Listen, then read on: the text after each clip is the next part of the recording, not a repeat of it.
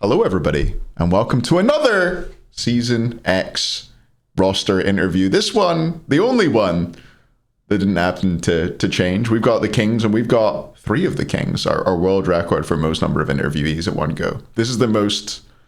No, don't say this is the most men I've taken in one go. That's not clever. Anyway, what's up, gents? We've got CaptainTwig, Biggy, and BigManTingz, 3 world champions. I bet that feels good to hear. How are you guys doing?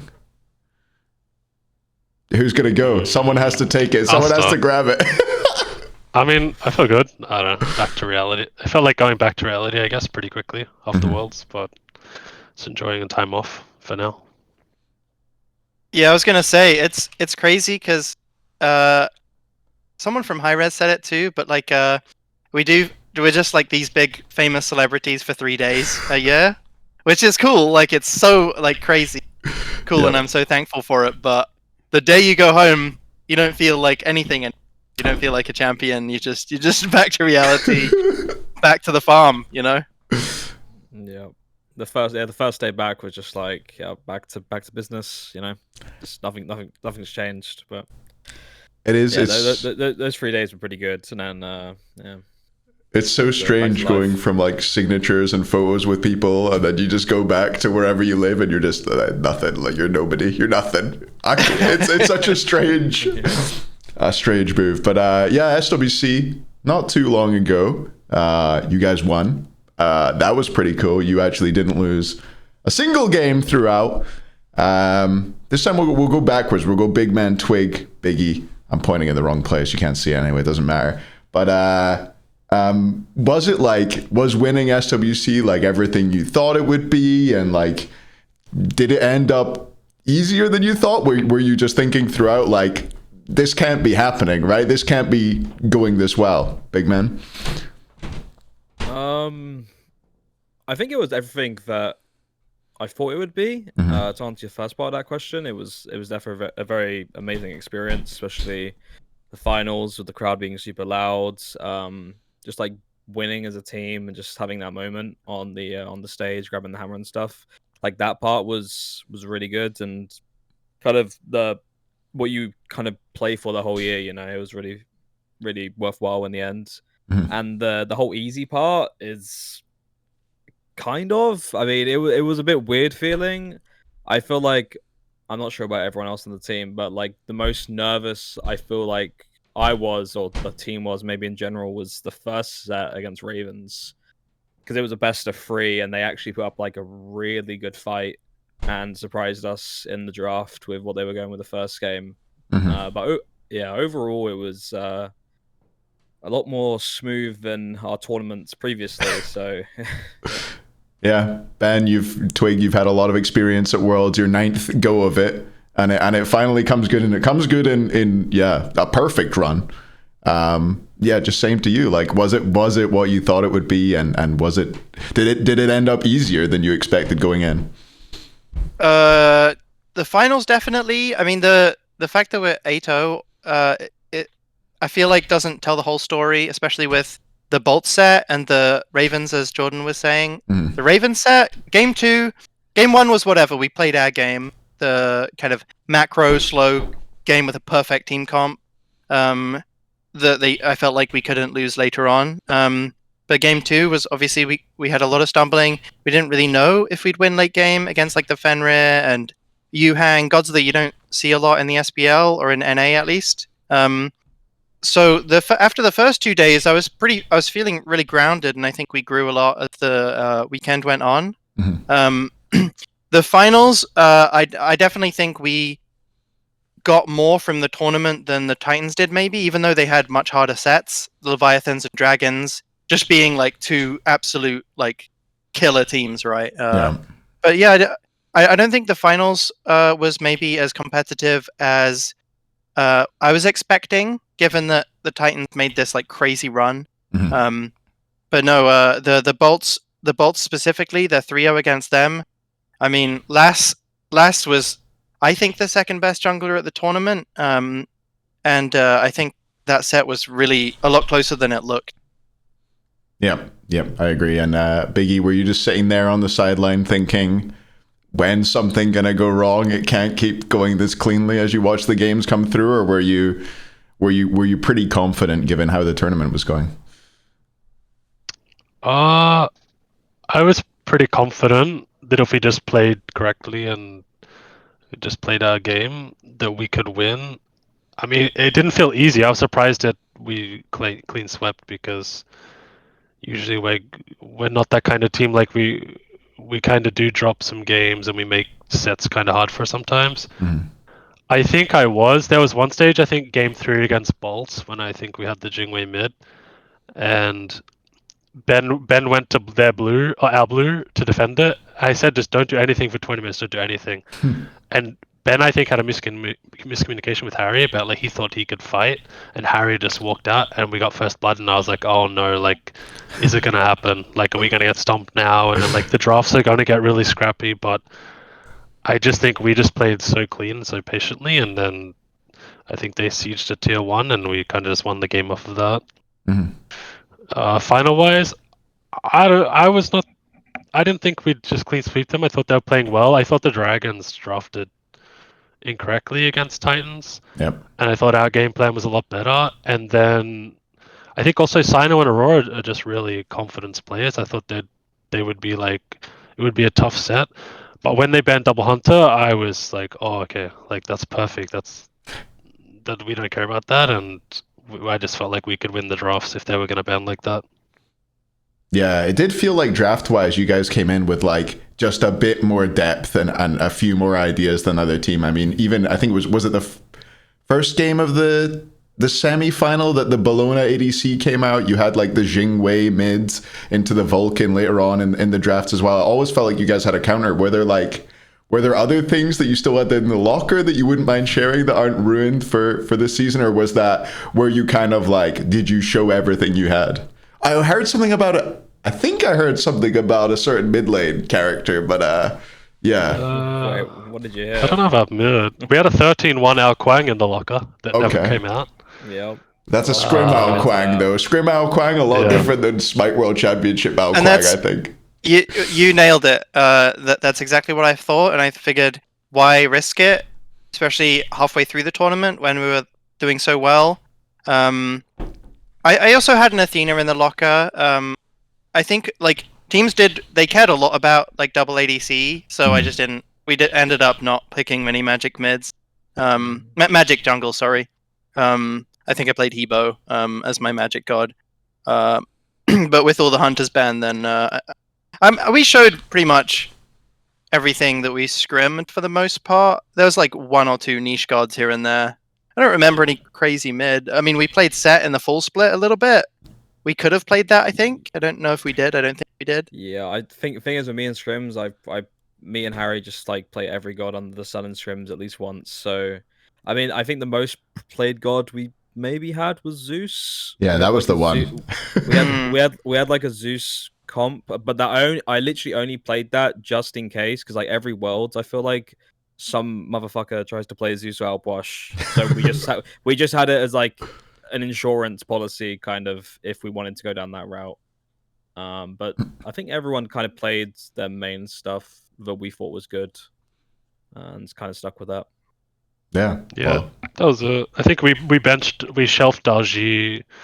We just felt like the god had fallen off as well, and I kind of thought, regardless, that if we're gonna win Worlds, we're not gonna win it on playing stuff like Dalji Morrigan. Like, it's just not us. I don't care if we have to ban that stuff, but yeah, I think the thing that won it for us was we really analyzed all our scrims, and we talked a lot about not getting baited by picks that, like Set, for example.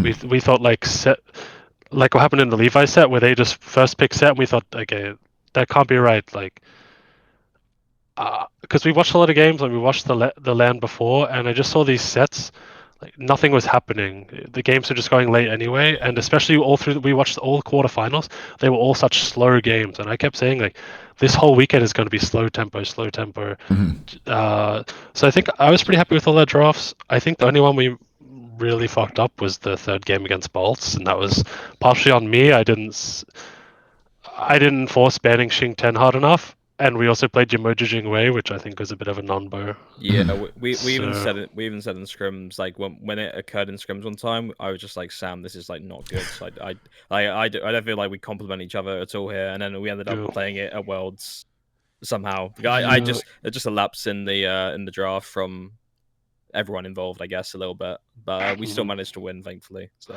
I think also after that game as well, maybe it's something from the quarterfinals we played as well. Oh, when we won on Bologna, I said I'm not sure how good it was. I know we won the game; it gave us pressure, but I'm still unsure. And when we won with Yamoja, I said I don't think Yamoja's good. Like I'm not sure we should be even playing that god. And we kind of had that opinion going into the LAN where she was kind of like Sam's fourth, fifth pick, maybe sixth pick even. But he wanted. I can't remember why, but he wanted to play for a specific reason. And then it was my fault for not banning Xing Tian, and then Jordan was kind of locked into having to play Jingwei. So Yeah.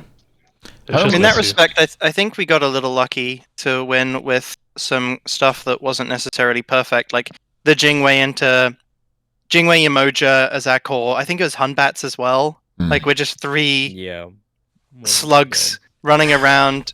We're so pathetic early game. All three of us. We just don't have anything. We don't have any damage. Or CC, we're just running around while the Xingtian's just doing whatever he likes. We got a bit lucky. The Bologna game too, Jark had a great start.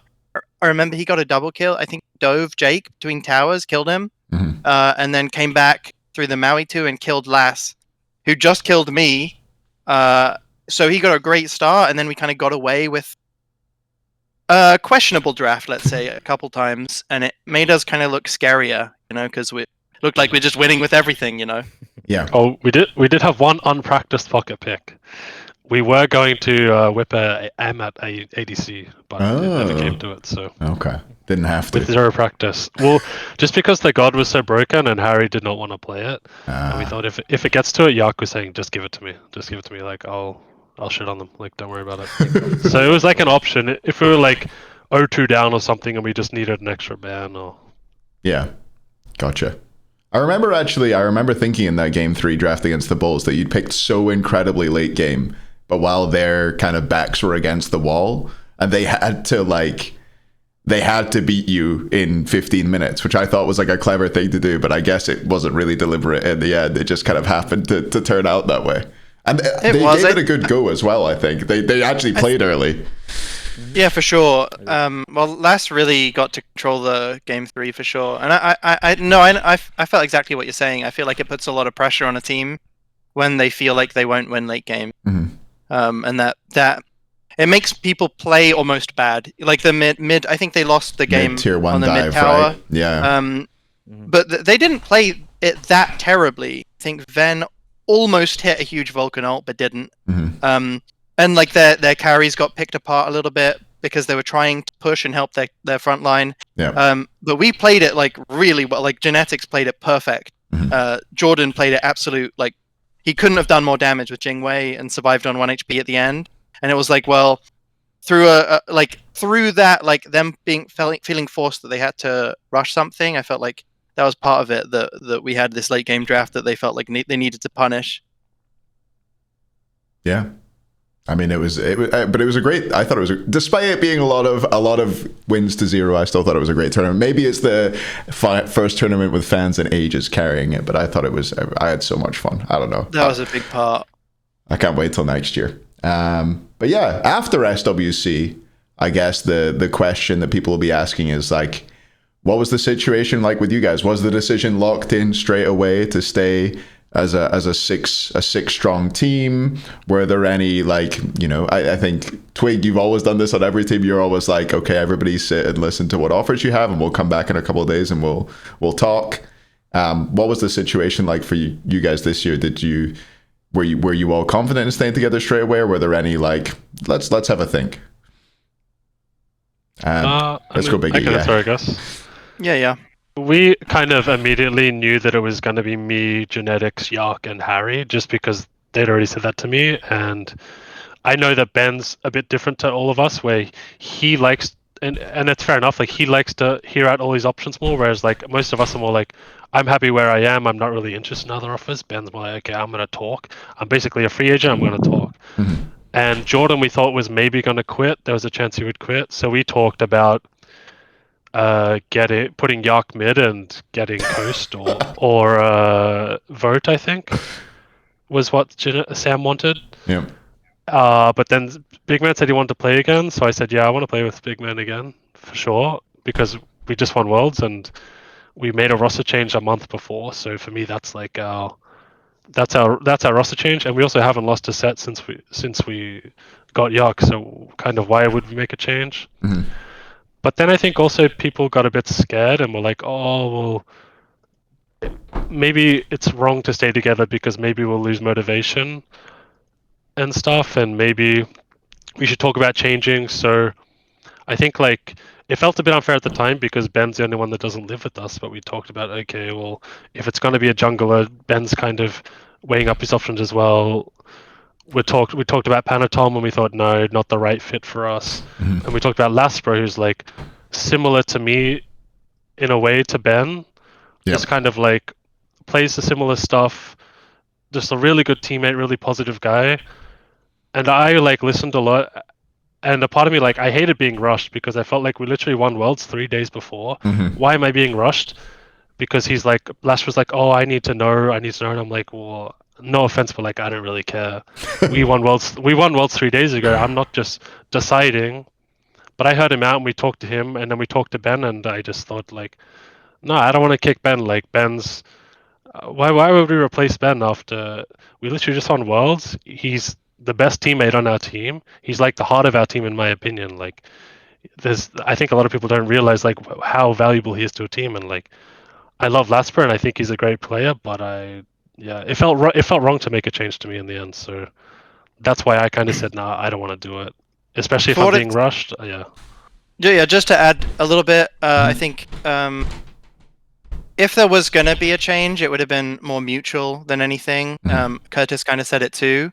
Because we all had the same thought, kind of, which is that a team has rarely ever won Worlds, apart from Energy Season 2. One time, and yeah. they stayed together and won Season 3. But shortly after Season 3, they kind of fell off a cliff and then replaced Dimmy. That didn't do like sick for that was okay for them, and then they ended up replacing Rafa as well, and that was okay for them too. It didn't like make them win anymore.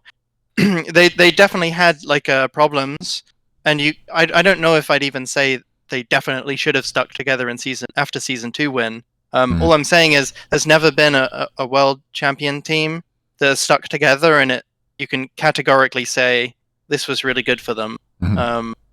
So I definitely had that thought. I think everyone else did. Yeah, I think it's from being on a team with Ataraxia. He always said everyone should just listen to their options. If anyone's got like a really good option that they feel like is better than our team, for them individually, they should think about it and consider it, and it's no hard feelings either way. And I feel like so similar to that. Like I basically learned that from Nate. And so I think if they were to pick up Lass, there'd be zero hard feelings. In fact, I think Lass could fill my boots better than any other jungler. And like he would kind of be the new heart. Like he just has his own way of doing it. He plays very similar to me. I respect him a ton. So and then I'd have a new change, you know. And I think every new team I've had, I've grown a lot as a player. Whether it's Obey, Rival, or the Kings, I've grown a lot individually, and maybe a new challenge would have been good. But then I really looked at our team, and I thought, well, Jark just joined. He's an amazing friend, amazing player, and I feel like I've got more to learn with him. And I mean, we did just like, you can't hide the fact that we just had such a great run, and we do have just a great, perfect mix of personalities. I think, you know, Curtis kind of balances the personalities between Harry and Jordan and genetics so perfectly that we just have a perfect balance. That why would we change it if it ain't broke, you know? Yeah. And Jordan, do you want to talk a little bit about your decision making there? Yeah, I mean, I was a bit skeptical. Like, during like halfway this year, I was even skeptical of playing throughout, like finishing off the year, and I came to the conclusion of I wanted to finish off the year, so I did. After what happened in the middle of the year, so we finished it off, and then I honestly think if we didn't win, I would have probably stopped. But I think like the day after Worlds, I just sat in my room. I was like, I feel like I'd be such a clown to quit after just winning. Yep. Especially so easily. That kind of just like kind of cemented my choice to play again. And I did say to myself even before, if I were to play again, I wouldn't really want to play with anyone else in the league. I felt like I was already on the team with the best players, and also just people that we have good chemistry outside of the game as well. So I didn't really speak to anyone. I didn't have plans to speak to anyone. If I was going to play again, it was with the same team. I think everything was going to change my mind, really. So yeah, no one else goes to Hooligans like you guys. Which is, for context, that's their local bar that they like to go to and get up to no good. Anyway, yeah, we've talked about you guys a little bit, but let's talk about the new SPL teams. Every other team has changed. You've got 5 new squads that you'll definitely be playing against, which should be the ones we focused on. Like, I guess, just is there like, for each of you, is there like one specific that you think is like super high potential or scares you a bit? Like, yeah, I don't know. Let's go Biggy, Twig, Big Man. I think like Warriors to me is interesting in like a funny way. I don't know how good they'll be. I don't know how bad they'll be. I feel like they might just surprise a lot of people and win a lot of random sets, but whether they'll be a consistent team, I'm not sure. So that's kind of interesting. As far as like who I think will be another top team, say it's us and then a second team. Yep. I don't know. Like you can never count out the Titans. I think with Cyclone and Cyno, and Aurora, they just have a good synergy. And Paul is just a plug and play, just good player. So is Baskin. But then I think the one I'm most interested to see is the Dragons. Yeah. Because I feel like this is the year where it's okay. These guys are staying together again. If this doesn't work, then you have to be like, well, you know, it's kind of obvious what's wrong, you know. But I do think they have really good pieces to their puzzle this year. Probably the best they've ever had in PBM and less. So. Yep. What about you, Ben? I think the scariest team, and I'd call them not the villains, but just like the players to beat at a tournament, are the Styx Ferryman, Cyclone Spin's team. Yeah. Cyclone Spin, clearly what he brings to a team is more than what you see on game day. I think he's a top 4 ADC, and there's no doubt in my mind about that. But I don't really even think that's his biggest asset. I think the way his teams play objectives, and they play to the late game and they play the map through duo, at least through him, is irreplaceable. It's kind of like, it's not quite Panda Cat-esque where you can play through him and win the game in 15 minutes through him, but it's kind of like a more methodical, strategic gameplay that I think that he brings to his teams, and I think that team's going to be super solid. I think Baskin is going to be a perfect fit on that team. They need a stable, consistent solo laner that I don't think Sot's more of a I don't know, all or nothing player. I think he's either carrying a team or being a big part of the reason they lose. So I think Baskin's a perfect fit. I think their team is much better than the Titans of last year, and they just came second after a sick run. So yeah, I think they'll be the team to beat after maybe us. Yeah, Jordan. Yeah, no, I agree. I think the Ferrymen are probably the most troublesome team, maybe. Just looking from the outside in, as bad as Biggie said about Cyclone, I think Titans lost a lot last year when they replaced or booted Cyclone, or whatever happened regarding that.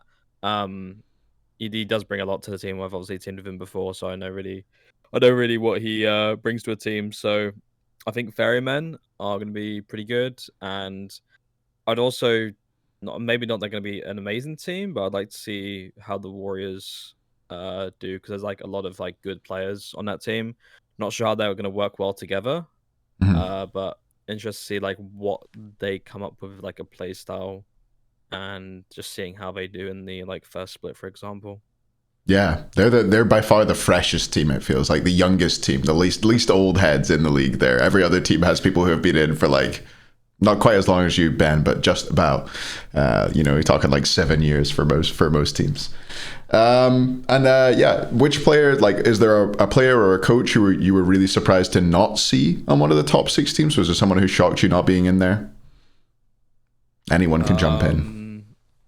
I feel like Stewart, maybe. Yeah. But because he made the finals of Titans, and he also, I don't think he didn't have a bad tournament. Like, he didn't pop off, but I think he did pop off. Yeah, fair enough. But it just feels weird.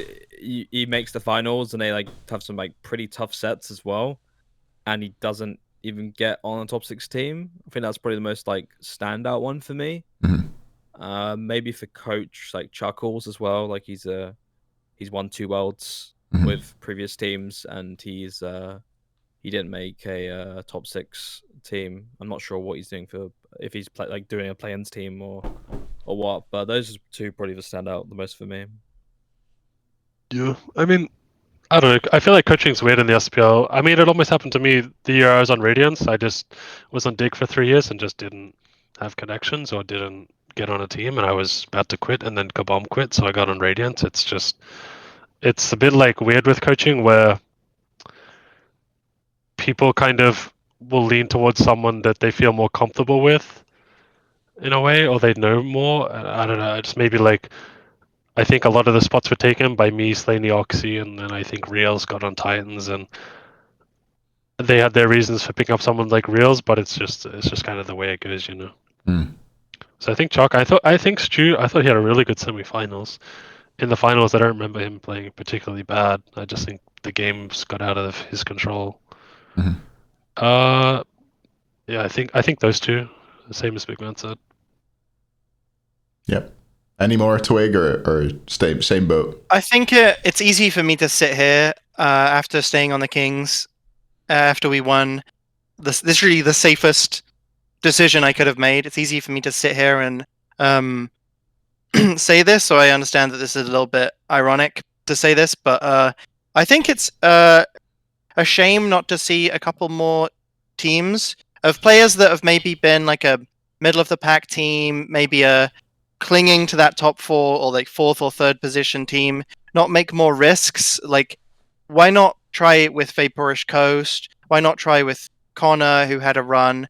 Any of the Hex Mambo team that might have moved. I don't know if any of them would have. Yeah. But that's I'm a little surprised not to see people take bigger risks. Maybe Gamma as a support. He had a really good year. I think he had a really terrible play-in LAN, but that doesn't reflect how much he improved, and I think how much he can bring to a team. I think he just had his rookie year. That's out of the way. He's gained the most from this year, and now he can start adding some quality to his game. And I think it's a shame not to see a few teams not making bigger risks with players that might be great and might be terrible. I mean, when the Kings formed, Genetics was a huge risk. He wouldn't have got in the SBL, maybe bottom 2 team, like maybe on a Valkyrie team. Probably not, though. He wouldn't have got in the SBL if we didn't take a risk with an SML player who we thought was really good. And we picked him up, and now look at him. He's an MVP, big part of why we won Worlds. So, I mean, I think other teams could take those risks. Yeah. Yeah, I do wonder if the lack of risk-taking maybe stems from the way that the teams are picked. Maybe teams don't want to take risks and look weaker on paper and risk having to play in or something like that. Just sure. Yeah, an unfortunate side effect, I guess, of how the league works. But I'm excited to see the teams that play in. Yeah. No, I agree with that. I do look at some of the rosters in the top 6 and think, like, damn, if I had control over those rosters, I think I could maybe improve those a little bit. But I think there's loyalty, and people just aren't wrong for kind of playing with people they're more comfortable with. I don't think that's a bad thing. So Yeah. And maybe there's a little bit of like being scared of having to play through. Yeah. Team atmosphere, more important than it's made out. People talk about Friends League, but I think for the wrong reasons a lot of the time. I guess just to finish us up, a little bit more of a fun one. We talked about Janex. He got the MVP. How are you keeping him in check for the rest of this year? What are you going to do to just kind of... Is there any keeping him down? Is it an unassailable task at this point? Is there anything you can do to stop his ego rampaging out of control? No, that guy is delusionally confident, and you cannot say anything to him that will knock him down. It's impossible. Yeah, I went home. I've given up. I need a break from him, so I'm True just taking story. a vacation. A rough scrim session has us losing to a godlike Yemoja, and Sam is telling us that he cannot hit Cursed Ankh on the enemy team because it's too short of a radius. And this guy still believes he's right now, even now. He still believes that he couldn't hit the skill shot Cursed Ankh, which is a huge radius. People who don't know Cursed Ankh, one of the biggest relics in the game in terms of radius. He believes he couldn't hit the Cursed Ankh on the enemy team. This guy, I don't know, man. I think we're going to have to replace him for Kermi or Gamma at some time down this year if he gets too hard to play with. That sounds good to me. He's fine. I think the thing with Sam is like we give him a lot of shit and he is very confident. But to be honest, I feel like it works in our team a bit because like especially at Worlds, like his confidence, like I wrote a lot off of his confidence. Like in between games, I spoke to him probably like one-on-one a bit more when like people were taking bathroom breaks and stuff. I spoke to him a lot like one-on-one. He would always come up to me after the games and like he was so confident, and I think it like really the team like fed off of that. So as much as we like meme him and shit on him for it, it definitely helps us kind of as individuals when it comes to tournaments or just competing in general. Yeah, I think he plays it up as well. He has it's almost born out of insecurity. Sam's not easy. No. He believes everything he says. He believes everything he says. It might be born out, but you wouldn't be able to tell. Oh, he had some bets, didn't he, at Worlds that you guys wouldn't drop more than 2 games? Did he collect on those? I seem to remember one night in the hotel him I remember him mentioning it. I was sitting next to him when he made the bets. Yeah, he was like, I don't know how much it was, but it was like betting like drinks and money. He's like, oh, we won't drop a game until the finals, and then when we get to finals, we'll drop like 1 max, stuff like that. I'm just like, okay, fair enough. And this was on like the first day, like before we even played Ravens. And he wasn't even drinking, I think. I think he was off it. Yeah, no, he was sober as they come. So, Jesus. Yeah. Anyway, great. Well, it's going to be fun. I'm going to have some work to do with my power rankings to put him where he belongs. Is there anything final any of you would like to say before we wrap this one up? No, I don't think so. I think the last thing on one of the previous questions where you asked about kind of running it back, I think for us, maybe people have an expectation of us that we're going to slump or anything, but for me personally, like winning Worlds after being back for like 1 or 2 days, I felt like it literally like it mattered, but in a way I felt like it literally didn't matter. Like no one's gonna really care when the new season starts. Like half the leagues won Worlds, so it's like no one's really gonna remember you winning Worlds once. So I think for me and for a lot of us, maybe hopefully, like it was just more motivational for us to be like, okay, let's run it back, but like what can we do better rather than, oh, we're just gonna like chill. Because I think for me at least, that's as easy as that Worlds run is as easy as it's ever going to be for us. Like for this whole year, I don't think we have an expectation of doing that again or running through any tournament. It just happened that way, and the next ones are going to be even more difficult. But I just think there's definitely no complacency for us. Mm-hmm. Yeah. Only that I think I felt like I have a lot to prove, almost to catch up in terms of like defending maybe my title as world champion, or because only one other jungler's done it, adapting, because Sam 4 left that team with Zetman and Paul. Yeah, so only one on junglers 1-2. and that's Kenneth, and people consider him one of the greatest of all time players. And I feel like defending a title, at least from the jungle, is almost more of a big deal. And I think to do it in like last year was competitive. 6 teams could have beaten each other all year. Like Warriors to Kings to Leviathans could have all beaten each other at any day in any part of the year. What we did was a great achievement, but I feel like doing it a following year, week in, week out in the SPL plus at Worlds, would be like really ultimate proof and just what I'd like to demonstrate. And that's all. That's Yeah. All you want is a dynasty. It's not too much to ask for. Yeah. I'm still hungry, is all I'm saying. Well, no team's ever done it back-to-back with the same name and the same coach. So you guys would be the first to do that if you did it. Thanks very much for coming on. I appreciate you guys taking the time. It's great to speak to you. And good luck next year. And everybody like, subscribe. I don't care. Goodbye. See ya.